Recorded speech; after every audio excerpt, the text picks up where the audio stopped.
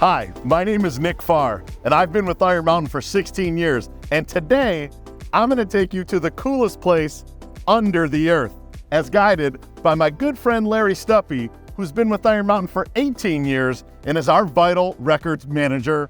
Larry, I am so excited. What are we going to see today? Well, welcome to Boyers, Pennsylvania, and I'm looking forward to taking you 220 feet below Earth and to show you some of the great people and the amazing work they do for companies that store their most vital records down below. If we got to stop talking and get down there, let's go.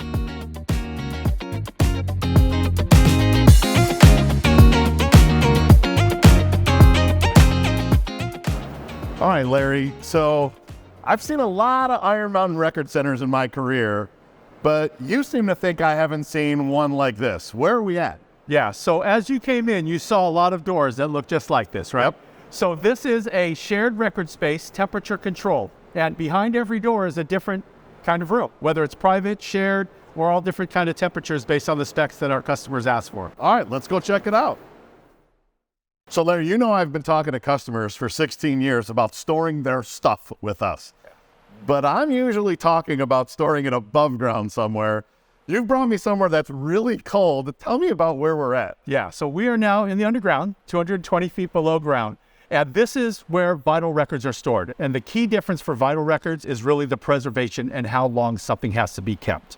So the longer you keep something, the more it's going to degrade over time. And the way that you keep that degradation down is through keeping the temperatures cooler and also keep the humidity consistent. So what we have here is a shared space where our customers have temperature and humidity controls.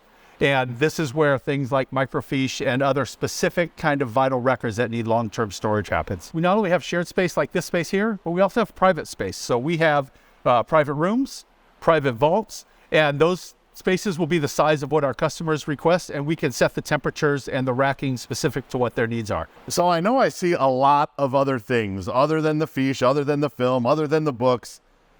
Can I store anything in here? What else is in here? Yeah, pretty much. I mean, it is vital records, records that are important for long-term preservation. So again, the artwork, the artifacts, historical documents, long-term things like you think about county records, marriage certificates, wills. We have some of those things from dating back to the early mid-1800s that are in here.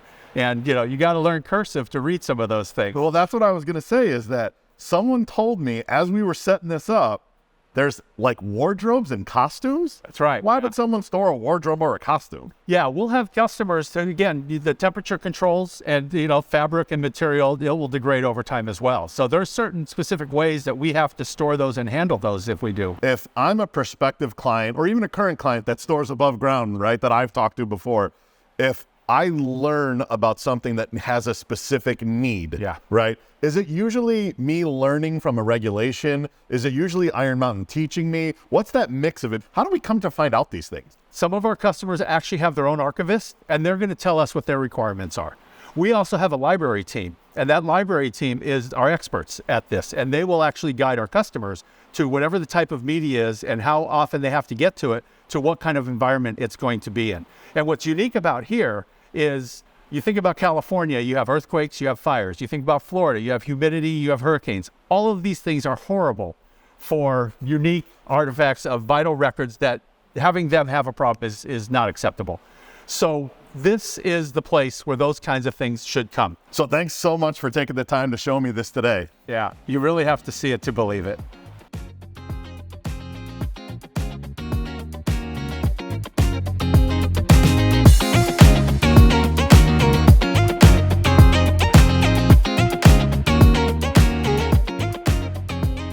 Where did you bring me? So this is our state-of-the-art digitization imaging center. This is where we digitize aperture cards, microfilm, and microfiche. This has become a hot topic lately because customers for decades have kicked this decision down the road. It's very expensive to convert. A cabinet of film is worth a couple trucks of paper. So when companies are looking to digitize this, the cost always outweighed the benefit of doing it. Well, now with the investment of equipment that we're making, we can do it a lot faster and less expensive. And companies have realized with COVID and people working from home, they didn't have access to this information anymore. Not to mention the technology is getting out of date, the microfilm, microfiche deteriorates over time. So companies are in a race to try and figure out how to address this, and digitization is one of those solutions that we do for that. Let's go check it out. Go check it out. So we are inside the office where we're processing thousands of images of microfiche and microfilm with someone that's forgotten more about this business than I'll ever know. Denise Phipps, thank you so much for joining me today. Tell me a little bit about what I see in here. What is exactly going on? Well, this is our imaging department, and they're imaging multiple different types of fish, film, paperwork. This happens daily here, probably thousands and thousands of pages per day. We're scanning the information and sending it to our customers. Got it. So why would a customer store their microfiche or microfilm with it? And by the way, what even is microfiche or microfilm? So dating clear back into probably the 30s, they, instead of saving the paper records, which would have taken up tons of room, they filmed it onto microfiche and microfilm. Much easier to store, takes up a smaller area, you don't have all that clutter with the paper, and we have the perfect place to store it. So tell me about the perfect place to store it.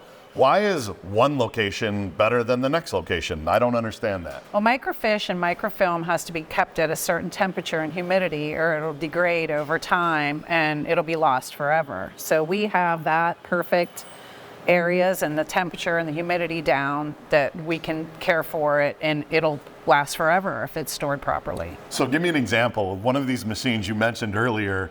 They're super old to be able to read this old film and this old fiche.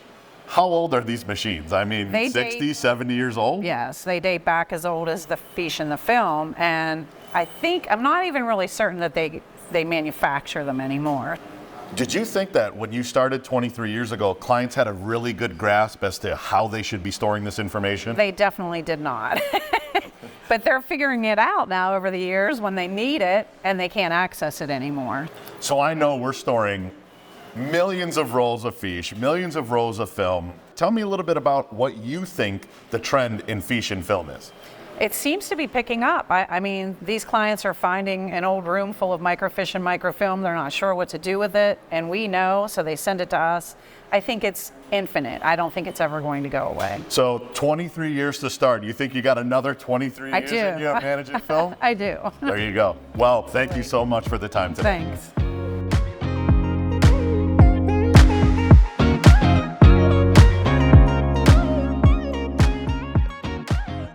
Larry,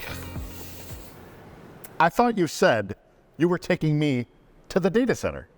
Is this not what you were expecting when I said a data center? No. Okay, well, this is a data center. Now, this was what the miners left us 75 years ago. So what better place to have a data center than 220 feet below ground? And this is what it starts off with. So we have other data centers, and this one's just being built? We have a real data center. Why don't I have Bill show you the data center? Let's go. All right. So I'm here with Bill Ford, and Bill, you've been with Iron Mountain for 35 years, which is more than double the amount of time that I've been around. And from my perspective, I thought Iron Mountain got into the data center business around 10 or 12 years ago, but you just told me right before we started that that is in fact not true. Why is that not true? Customers come to us when they're already our customer in the box business and in the storage facilities, and they say, hey, you control the humidity and temperature very well. We'd like you to build us a data center. And we've had data centers in the underground since 1980. Our business model is power and cooling and security. Now, when I'm on the street and I see all these other data centers, when I'm on sales calls, et cetera, why would anyone want to not store above ground or have to have something under here? Tell me a differentiator, like why would they actually do that? It's in a low seismic zone, this area of western Pennsylvania. So it's uniquely positioned as a DR site and a highly secured one. Now, I know that a data center takes a lot to cool and there's coolers, but you mentioned that there's a very unique way that we do it with this natural lake that's 220 feet underground. Tell me a little bit about that. Well, we pull water out of the lake with just a simple pump system and draw it through a heat exchanger and back into the lake again. And then that heat exchanger delivers the cooling water to the data center with a standard data center building loop that you would have in any data center. So Bill, one of the things that customers talk about in every single meeting that I'm in is, what are your ESG goals? What are your green goals? If I do business with you, do I get to take advantage of some of the cool things that you're doing? And I know that we're doing a lot of cool things. How does a customer take advantage of this green data center that we have in the underground? Well, we offer a green power pass to our customers, and that is an audit that's done that provides the green energy that we purchase. We pass that on to our customers, and they are able to offset their carbon footprint with it. So Bill, thank you so much. This place is absolutely incredible, and thank you for your 35 years of service. It's been absolutely amazing. Thanks.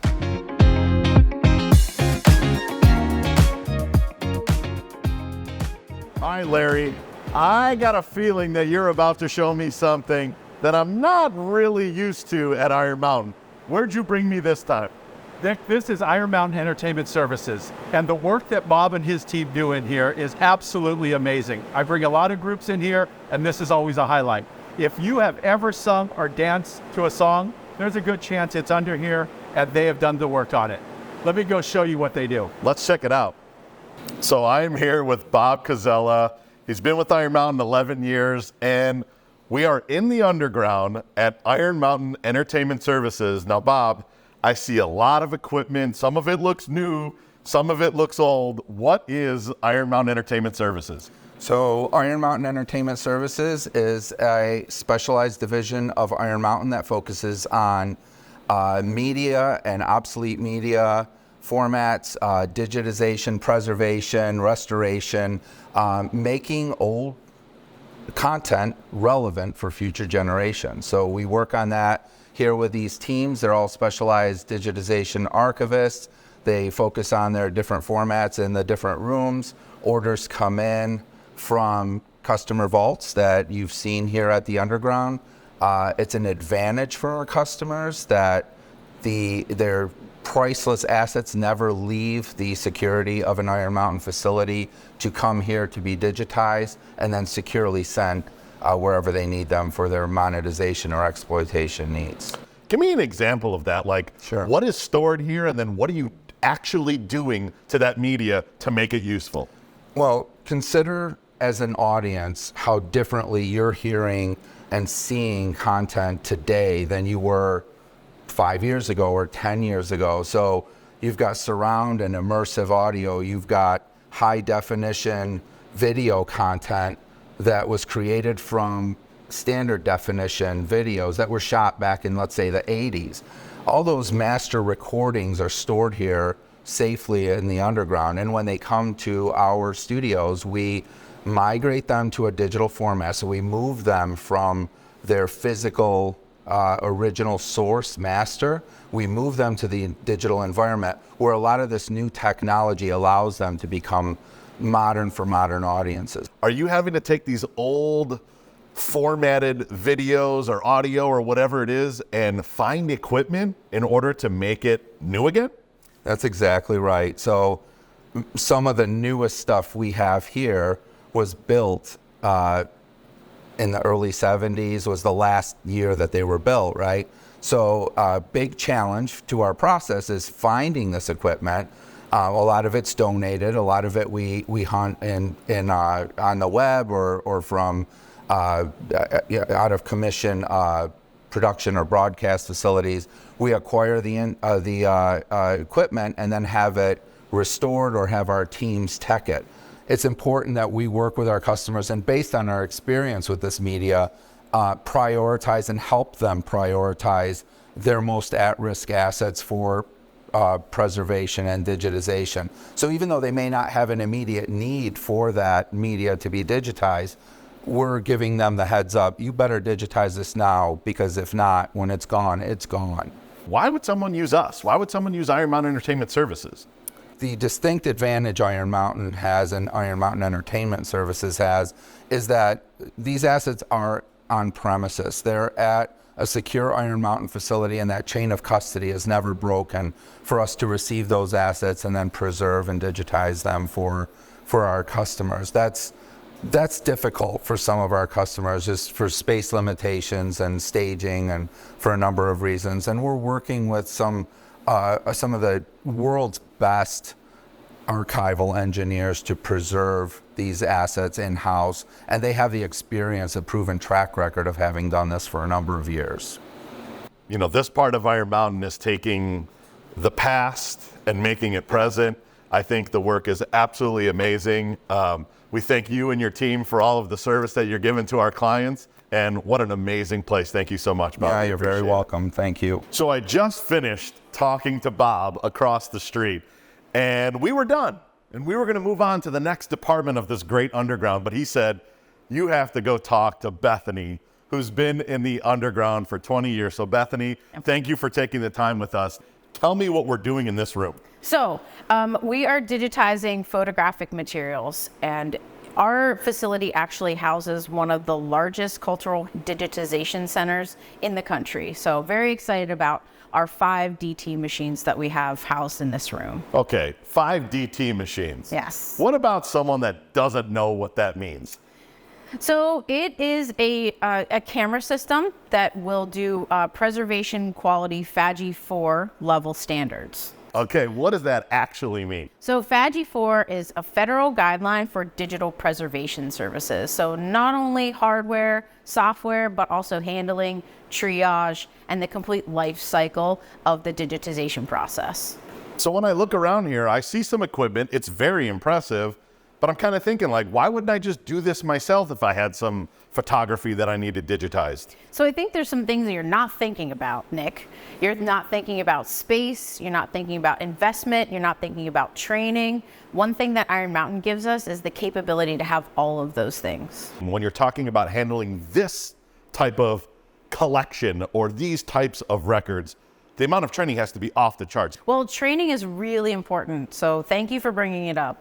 Not only do we do one-on-one training, we have procedures that we have our teams go through, but also online training to learn these machines. Why would someone choose to do this business with Iron Mountain versus, say, a competitor or doing it themselves?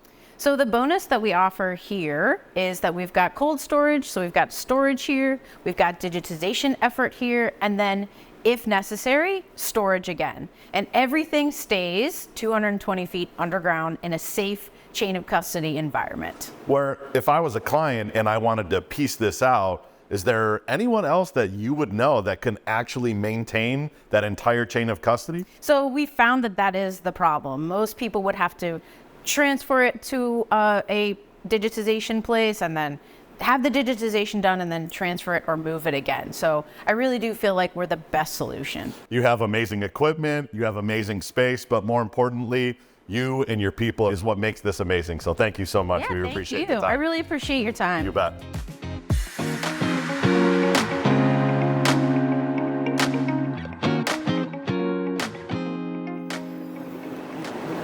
Man, how cool is it, some of the stuff that we do, meeting the teams and seeing all of the round reels and the tapes and all of the cold storage is absolutely awesome. I bet a lot of people don't know that we actually do this, but is there anything that we've missed?